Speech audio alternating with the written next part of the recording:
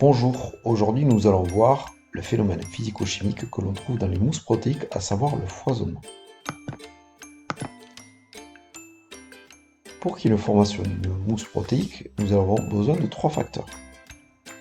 La première chose, une introduction de gaz qui peut être faite par l'intermédiaire d'un ingrédient, par exemple les blancs d'œufs montés dans le biscuit cuillère, ou par l'intervention de levures qui vont fermenter et qui vont donc relarguer du gaz dans le cas du pain, ou même dans les cas des pâtes poussées ou de la poudre levante, va nous permettre d'avoir une production de gaz. Mais sans une formation d'une armature qui va retenir le gaz, ce gaz se retrouverait dans l'atmosphère et ne serait pas retenu. Donc nous n'aurons pas de mousse. Donc il faut absolument qu'il y ait un réseau protéique ou un réseau buténique. Et le troisième facteur, c'est qu'il faut qu'il y ait une stabilisation de cette mousse. Il peut y avoir cuisson pour certaines d'entre elles, ou une division très importante des bulles d'air pour qu'elles soient le plus stables possible.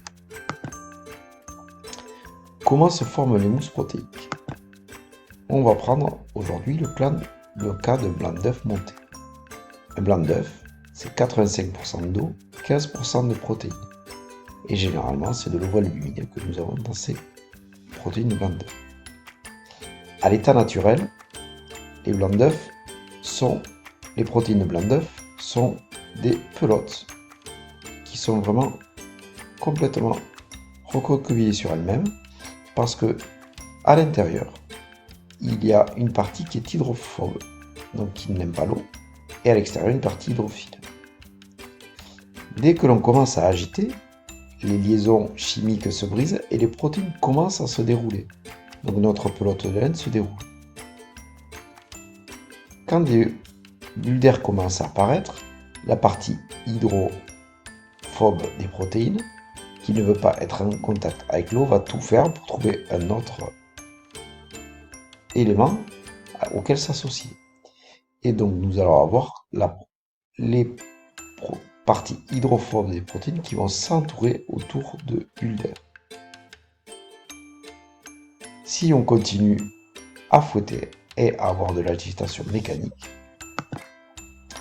nous allons avoir ce phénomène-là, c'est-à-dire une partie hydrophobe à l'intérieur de nos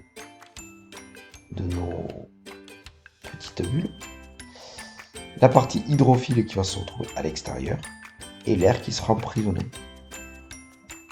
Donc plus les bulles d'air sont petites, serrées et nombreuses, plus le volume va être important et plus la mousse sera stable. Et donc le fait d'incorporer de l'air dans cette préparation s'appelle donc le foisonnement.